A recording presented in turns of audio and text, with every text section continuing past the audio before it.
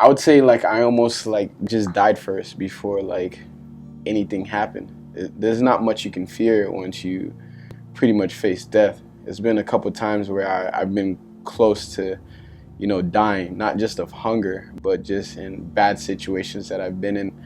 You know, the entire night I couldn't really find shelter, so I was getting wet for, you know, and I stayed in that type of condition in a month and 14 days. Throughout the month and 14 days of like staying in type of conditions like that, it must have rained on me at least 7 times. So, and in the middle of the night too, not like in the, like, you know, you're just ready for it, you're just sleeping, and then you start to feel like it's a water slide.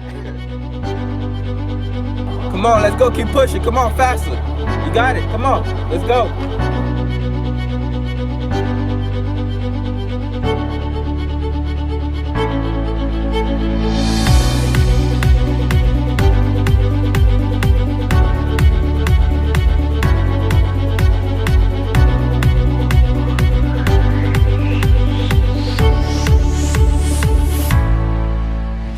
How's it going, everyone? Thank you for tuning in to the Unlimited Power Show.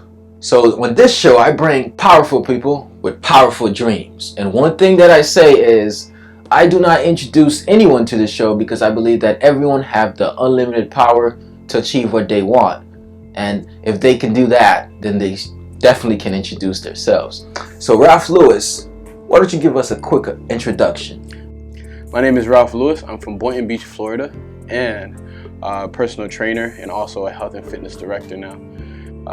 I've lived in all types of situations where I have a strong heart for people who either single mothers, because I was also raised by a single mother, or people who are homeless and have been hungry. So my life missions has been to help those people out for the last couple years. Actually in 2011 is when I would say like I gained my heart to start doing that and make that my mission as soon as I could afford to do it or have the funds to be able to do it. And now that I am able to do it, I find myself giving back to the community as much as I can, from soup kitchens to traveling to 47 different states, 5 different countries, and helping out anyone I can. That's basically has been my life mission. I myself have lived in parks, abandoned houses before, houses where people have done drugs. I have never done drugs myself. I'm 25 years old. I have attended college, so I am a college graduate. What college did you attend? Palm Beach State College. There's one right here. There's a campus right here on in Boca. Yeah. And then I went to the Lake Worth campus and the Palm Beach. I always get confused about that. Yeah. So speaking of Lake Worth, that's where you were brought up? I was brought up actually in Georgia, Boynton Beach, Florida, and Lantana, Florida. Lake Worth, Florida as well. I spent my time, so this is what I'm most used to. So that area right there, Palm Beach County, is what I am very familiar with, whether from, you know, the main roads to the back roads. I know all about Palm Beach County. So what are the couple of things like you like living here? I mean, I love living in Boca. You know, I made a conscious effort to try to stay here as long as I possibly can. Yeah. So what made you, what do you like most about Palm Beach County? About Palm Beach County? I would say that I love that I'm so familiar with it that not much things distract me here. Yeah. There's nothing that really distracts me here. I also love the people. A lot of people have seen me struggle here. So now to see me being able to get up on my feet and give back to the community, I get a lot of respect from that.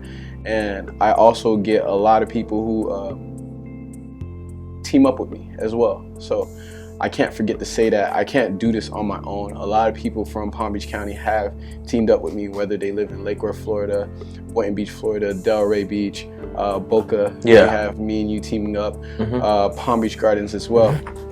Anywhere, even Jupiter, that everyone has tried to put a helping hand out there. And I love the community for that.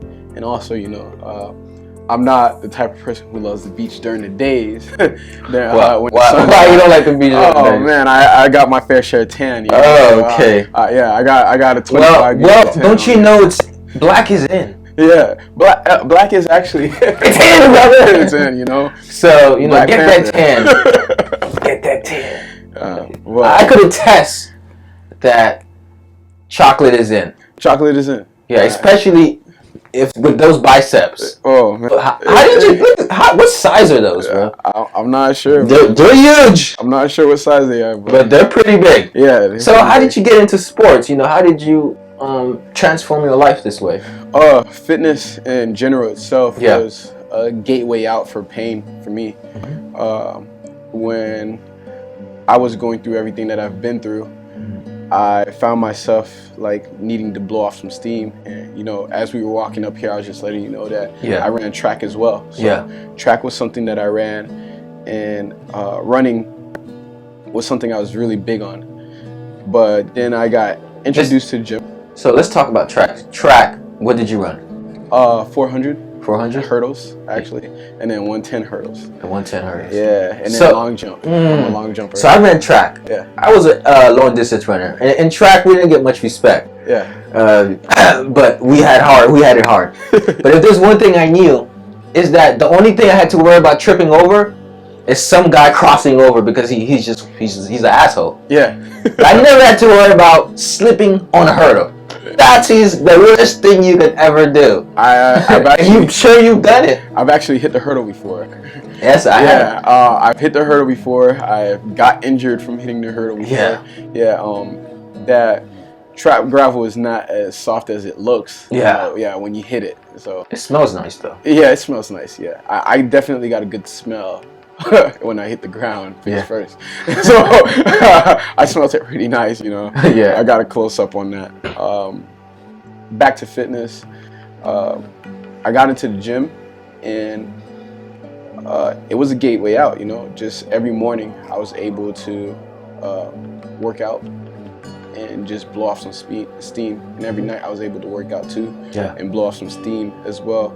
And you know, I told you before, I lived in the park and I lived in abandoned houses, and at the gym that I went to, I was able to take showers there. So that was also a place for me to be able to take showers, go out, blow some steam, play some basketball, and kind of be normal. It was okay to be, you know, a little sweaty and musky inside the gym. So that's what people wouldn't really question me that I was, you know, out all day and I was in the same clothes. They just like, he's a workout junkie. So it worked out well for me.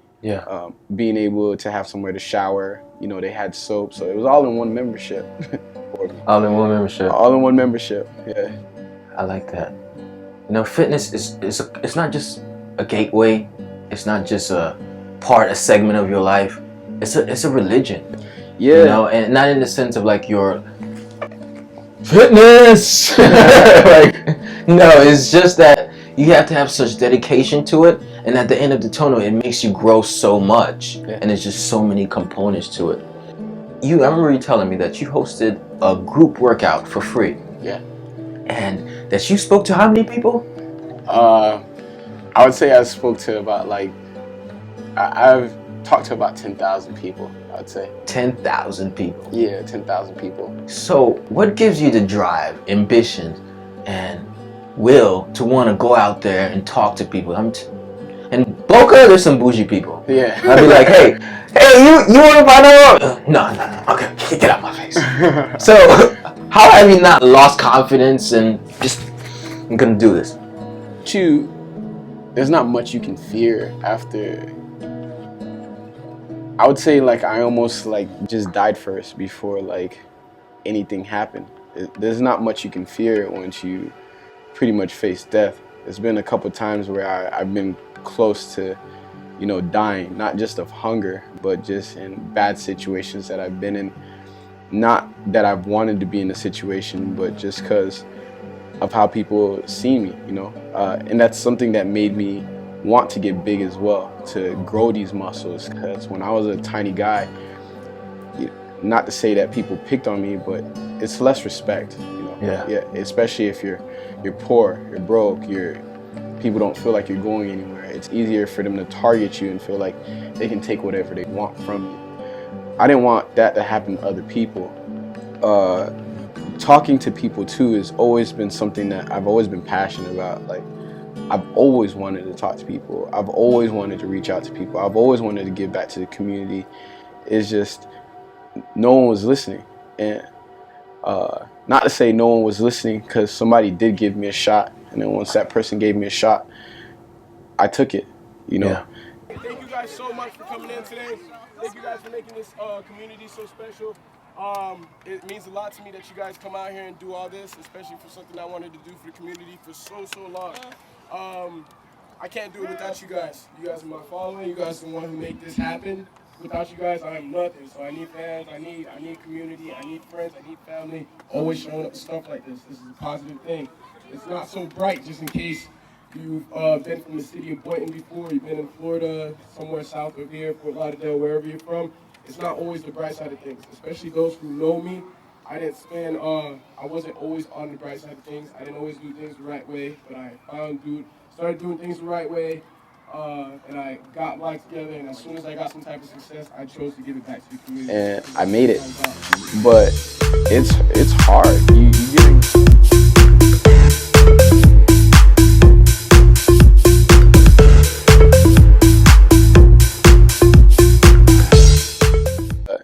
like I said, I talked to 10,000 people, and to have at my event, maybe we get like, 100, 200 people to show up, 300 people to show up,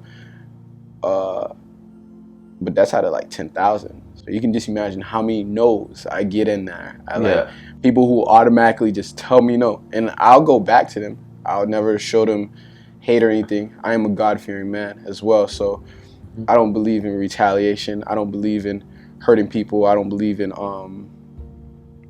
not respecting people at all too. Living out in those situations have made me not try to convince people, but more understand people, and try to convey my message to them. So whenever somebody would tell me no, or they would say something out of anger, I would always give them another shot too, because I don't know what they're going through. A lot of people did not know what I was going through when I was going through it. And if I was angry, most people probably wouldn't know it's because, he woke up this morning because the sprinklers woke him up. or some kids. Like the heat. It was too hot. You had to wake up. It was too hot, and you had to wake up.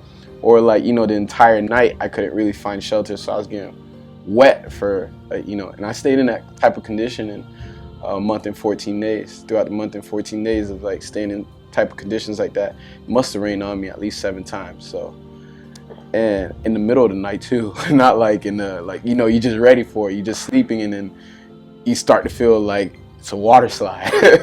So it's it's tough, and so I try not to pass judgment on anybody, and I try to understand when somebody tells me no, that they probably just don't understand what I'm trying to do.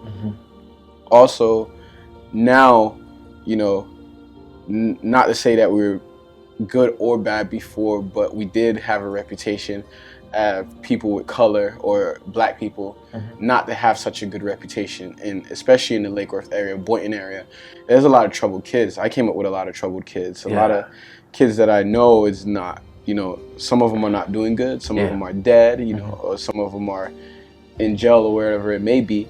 And then for somebody to see me come from that same area and try to tell them that I'm trying to help them out, it might seem like they feel like I'm trying to finesse them, or I'm trying to get something out of them. I'm trying to trick them into something, when really I have good intentions. But people will pass judgment from the beginning. You can't judge them for that.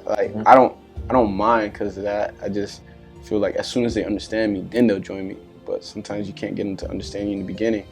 You just knock on that door again. You try again. Show love to people who want to receive love. Oh yeah, you always got to show love. Once you show love, love conquers all things. That's something that's in the Bible. It says it.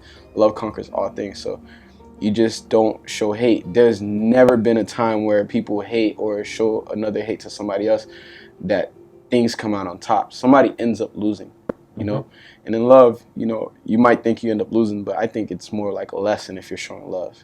You might learn not to do something again, but you'll learn to forgive. You'll learn to be great to people. You'll learn to endure more. So that's how, and you'll live better too. I remember when I was hurt or I was out in the park, you know, I didn't feel good ever. But I show love now. So if things don't go my way, then it's just ain't my time. So out of the darkness, compassion rises. Yeah, for sure. Compassion definitely rises. So what's your definition of being compassionate? I would say either not too much of sympathy, but more of empathy. If you can kind of feel where somebody's coming from, then if you can feel where they're coming from, you can relate much better than rather than just being like, oh, I'm sorry you're going through that. You know, you're not really feeling them. You're pitying. Yeah, you're pitying them. And you're just saying. I hate pity. And a lot of people, when they're going through something, they hate pity on themselves. Like, for people to pity them. Like, be like, yeah, you're going through something. Oh, well, it's going to get better. Like, how do you know? No. Like, how you living? Yeah. I'm living great. I feel alive. Yeah. Continue. Like, how do you know? How do you want somebody to feel on that when they know you haven't known what they've gone through? But I think the way I see compassion, or the way I give out compassion, is because not saying that I've been through everything. There's definitely people who have been through worse. Everyone has their struggles. Everyone has their struggles. But knowing that I've been through a lot and I can relate to some of the things that are going on around, that helps me give compassion. And another thing is to be grateful, knowing that even though what I've been through, it's probably not the worst, and I should be happy that's not the worst that can happen. Yeah. And I'm grateful that, you know, I'm not going through that, and I made it through another day. That's 100% true. You know, I believe that compassion is giving someone a helping hand while standing in your own power, not allowing them to drag you down. I like that definition, and like that's just simple words right there. You just broke it down for sure. So all of this compassion, all of this drive, and being the underdog, trying to rise up. This is how all the greats are created. Yes. This is how all the greats are molded. And do you see yourself as one of the greats? I believe I will be one of the greats for sure. I can't say I am one of the greats. I like to work with my head down, man. Like, I never like to look up at the score or like what things that I've done to like say it's not saying I believe the only time your head should be down is when you're praying, but it's just that I don't like to look up at the score. Yeah. I just keep playing. Keep playing. Yeah, just keep grinding. Keep going down the court. Yeah, keep going, and then do the best you can. Don't if you're never looking at the score and you don't know what it is. But what happens when you trip on a hurdle and fall on the track? You get back up. Yeah. That's it. You get back up. You don't worry about it. That's why I said the crowd laughs though. The crowd may laugh, but if you're in the zone, you're not worried about the crowd. Yeah.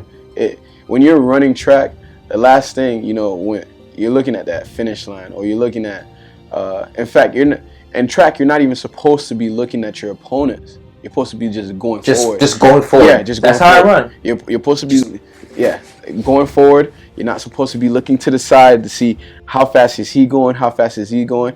In track, you're just supposed to be getting there as fast as you can. And keeping that core tight. And tight, yeah. So it's just that, like, exactly, your core tight. Your heart core. tight. Your body, yourself. You're protecting your energy. You know that. And that's one thing I believe in a lot too, protecting your energy. Protect your energy, man. And energy's everything. It is. It's so real that most people don't experience it because their energy never gets high enough. Their frequency never reach high enough. So everyone of high frequency, you know how when something is too high, it starts squeaking in your ears. It's like, oh shit. Like, so that's how you sound to some people when you come and say, I'm going to feed 1 million families. Yeah, people think I'm crazy. People do think you're crazy. It is what it is. It's not the first time. Do you think you're crazy, or do you think this is achievable? Oh no, definitely achievable. Listen, it's gonna happen. It's going to happen? Yeah, it's going to happen. So how are we going to make this happen? I don't think it's gonna happen. It's going to happen. It's whether or not people help us make it happen. I need everyone's help to make it happen. I can't do this on my own. I want everyone to help me. I want everyone to participate in a beautiful thing for us to do for the community. Yeah. You know? And it might seem like it's a big thing for everyone to do this, but this is $1 million by September 15th. You know, for the next 3 months, if somebody was giving $1 a day or whatever it may be, maybe less than that, in just Palm Beach County, I could reach this. You know, 1 out of 8, every 8 people are worldwide are hungry. The facts of every 3.6 seconds, someone is dying of hunger. Most people didn't know that because where we live here, even if somebody's hungry, we don't see them dying that quickly.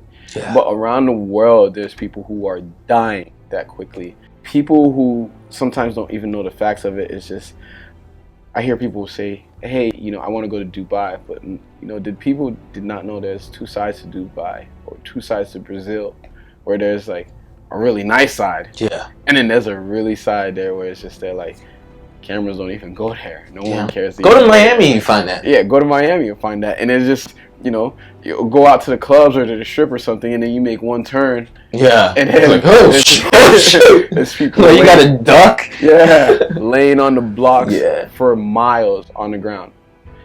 And I try to help out as much as I can, but I can't do it alone. Yeah. I really do need the help of raising the $1 million. If I feed $1 million, and that's my word, my company word, my foundation's word, that we will feed 1 million families on September 15th. And I mean, like, I won't go to sleep until I do it.